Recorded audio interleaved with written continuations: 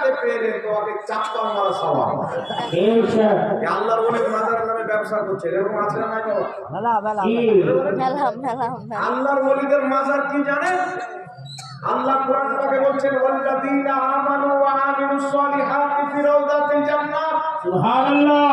আল্লাহ বলছেন যারা ঈমান এনে ভালো আমল করে দুনিয়া থেকে যায় তাদের কবরটা হয়ে যায় জান্নাতের বাগান। সুবহানাল্লাহ। তো ওলিদের মাজার হলো জান্নাতের বাগান।